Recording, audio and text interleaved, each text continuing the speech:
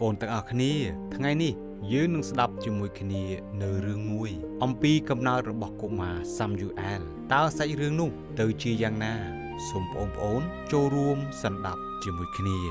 សាំយូអែលជាក្មេងដែលស្ដាប់បង្គាប់ព្រះកាលពីយូរលង់ណាស់មកហើយនៅផែនដីដ៏ឆ្ងាយមួយមានស្ត្រីចិត្តល្អម្នាក់ឈ្មោះនាងហាណានាងហាណាប្រាថ្នាចង់បានកូនខ្លាំងជាងអ្វីៗទាំងអស់ជារៀងរាល់ឆ្នាំនាងហាណានិងស្វាមីរបស់នាងឈ្មោះអែលកាណាតែងតែនាំគ្នាទៅឯរោងឧបោសថនៅក្រុងស៊ីឡូដើម្បីថ្វាយបង្គំព្រះនិងថ្វាយយ៉ាញ់បូជានៅឆ្នាំមួយនោះនាងហាណាបានអធិដ្ឋានដោយអស់ពីចិត្តដោយសន្យានឹងព្រះជាម្ចាស់ថាប្រសិនបើទ្រង់ប្រទានកូនប្រុសដល់នាង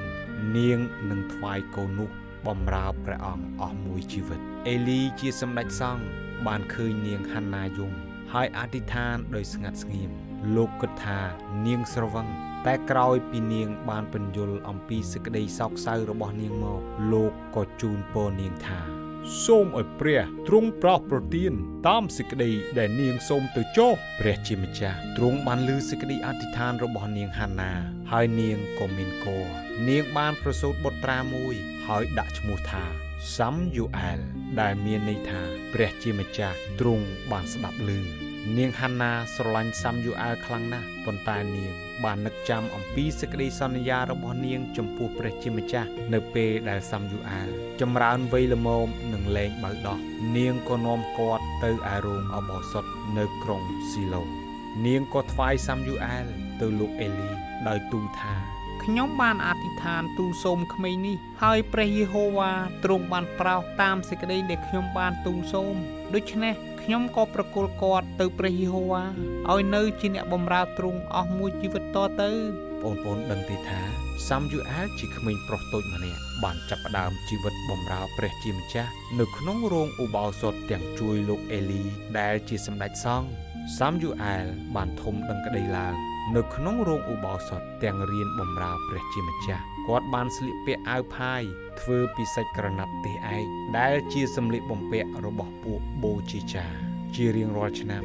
នាងហាណាបានមកលេងសាំយូអែលហើយយកអាវថ្មីតូចមួយដែលនាងបានដេរមកឲ្យគាត់ដើម្បីបង្ហាញអំពីសេចក្តីស្រឡាញ់និងការយកចិត្តទុកដាក់របស់នាងកាលសាំយូអែលធំឡើងគាត់នៅតែបន្តបម្រើព្រះអម្ចាស់ក្រោមការដឹកនាំរបស់លោកអេលីទោះជាយ៉ាងណាក៏ដោយកូនប្រុសរបស់លោកអេលីមិនបានគោរពប្រណិប័តដល់ព្រះជាម្ចាស់ឡើយយប់មួយកាលសាំយូអែលកំពុងដេកលក់គាត់បានឮសំឡេងមួយហៅឈ្មោះគាត់ថាសាំយូអែលសាំយូអែលគាត់ស្មានថាជាលោកអេលីហៅគាត់ក៏ប្រញាប់ក្រោកឡើងរត់ទៅរកលោកហើយទូលថាទូលបង្គំនៅទីនេះព្រោះលោកបានហៅទូលបង្គំលោកអេលីតបថាអញមិនបានហៅឯងទេចូលឯងទៅដេកវិញទៅជាថ្មីម្ដងទៀតសំឡេងនោះបានហៅថាសាំយូអែលសាំយូអែលហើយសាំយូអែលក៏ក្រោកឡើងទៅរកអេលីទៀតតែលោកអេលីក៏ប្រាប់ម្ដងទៀតថាលោកមិនបានហៅទេជាលើកទី3សំឡេងនោះបានហៅថាសាំយូអែលសាំយូអែលហើយជាលើកទី3សាំយូអែលក៏ទៅរកលោកអេលីលើកនេះលោកអេលីបានយល់ហើយលោកដឹងថាព្រះអម្ចាស់កំពុងហៅសាំយូអែលដូច្នេះលោកអេលីក៏បង្គាប់សាំយូអែលថាចូលទៅដេកវិញទៅបើទ្រង់ហៅទៀតចូលឯងទូលថាសូមព្រះយេហូវ៉ាមានព្រះបន្ទូលចុះត្បិតអ្នកបម្រើរបស់ទ្រង់កំពុងតែស្ដាប់នៅដូច្នេះសាំយូអែលក៏ត្រឡប់ទៅកន្លែងរបស់ខ្លួនហើយដេកចុះនោះព្រះយេហូវ៉ាក៏យាងមកឈរហៅដូចលើកមុនថាសាំយូអែលសាំយូអែលឯសាំយូអែលក៏តបតាមដែលលោកអេលីបានបង្គាប់ថាសូមព្រះយេហូវ៉ាមានព្រះបន្ទូលចុះត្បិតអ្នកបម្រើរបស់ទ្រង់កំពុងតែស្ដាប់នៅពេលនោះព្រះជាម្ចាស់ក៏មានបន្ទូលទៅកាន់សាំយូអែលដោយប្រាប់ពីសារដ៏សំខាន់មួយអំពីគ្រួសារលោកអេលីពីព្រោះកូនប្រុសរបស់លោកបានប្រព្រឹត្តអំពើបាបនិងមិនគោរពដល់ព្រះជាម្ចាស់ឡើយនៅព្រឹកបន្ទាប់សាំយូអែលខ្លាចមិនហ៊ានប្រាប់លោកអេលីពីអ្វីដែលព្រះជាម្ចាស់បានមានព្រះបន្ទូលនោះទេតែលោកអេលីបានហៅសាំយូអែលហើយសួរគាត់ថាតើទ្រង់មានព្រះបន្ទូលអ្វីដល់ឯងកុំលាក់ទុកអ្វីដែលទ្រង់បានមានព្រះបន្ទូលមកឯងនោះឡើយ សាមយូអែលក៏ប្រាប់លោកអេលីគ្រប់ទាំងអស់មិនលាក់លៀមអ្វីពីលោកសោះឡើយលោកអេលីឆ្លើយតបថាព្រះយេហូវ៉ាទ្រង់ជាអម្ចាស់ទ្រង់សពព្រះハរតីធ្វើការអ្វីក៏សូមឲ្យទ្រង់ធ្វើទៅចុះដូច្នេះសាមយូអែលក៏ធំដឹងក្តីឡើងហើយព្រះអង្គម្ចាស់គង់នៅជាមួយគាត់ព្រះអង្គម្ចាស់ទ្រង់បានសម្ដែងឲ្យឃើញយ៉ាងច្បាស់ថាសាមយូអែលជាហោរារបស់ទ្រង់ជនជាតិអ៊ីស្រាអែលទាំងអស់ចាប់តាំងពីក្រុងដានទាល់តែដល់ក្រុងបៀសេបាដឹងឮថាសាមយូអែលត្រូវព្រះយេហូវ៉ាតាំងជាហោរាគាត់ពិតជាបានស្ដាប់បង្គាប់ព្រះជាម្ចាស់តាមសាច់រឿងនេះយើងរៀនមេរៀនដ៏សំខាន់មួយវាជាការល្អជានិច្ចដែលត្រូវស្ដាប់ដោយយកចិត្តទុកដាក់នៅពេលដែលព្រះជាម្ចាស់ទ្រង់ហៅ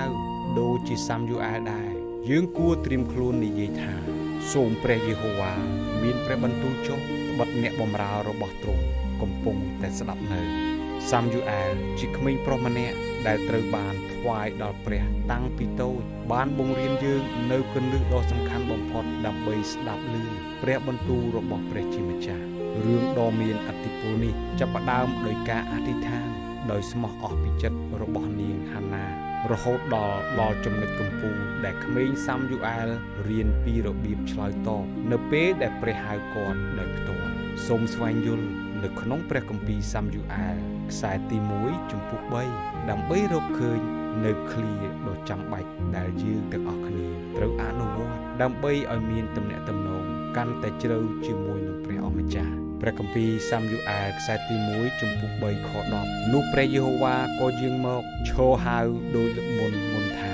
សាមយូអែលសាមយូអែលរីឯសាមយូអែលក៏តបតាមដែលលោកអេលីបានបង្គាប់គាត់ថាសូមព្រះយេហូវ៉ាមានព្រះបន្ទូលចុះត្បិតអ្នកបម្រើរបស់ទ្រង់កំពុងតែស្ដាប់នៅតើអ្នកកំពុងរងចាំការដឹកនាំរបស់ព្រះសម្រាប់ជីវិតពន្ធកិច្ចឬការងាររបស់អ្នកមែនទេគ្រិស្តបរិស័ទជាច្រើនពិបាកក្នុងការស្វែងយល់អំពីការត្រាស់ហៅជាក់លាក់របស់ព្រះវីដេអូនេះនឹងផ្ដល់មេរៀនជាក់ស្ដែងនិងច្បាស់លាស់ពីបទពិសោធន៍របស់សាមយូអែលអំពីរបៀបរៀបចំខ្លួនដើម្បីស្ដាប់ដោយយកចិត្តទុកដាក់និងឆ្លើយតបភ្លាមនៅពេលដែលព្រះបន្ទូលព្រះជាម្ចាស់មានមកសូមរៀនសេចក្តីអាថ៌កំបាំងនៃការមានចិត្តដែលទទួលយកព្រះបន្ទូល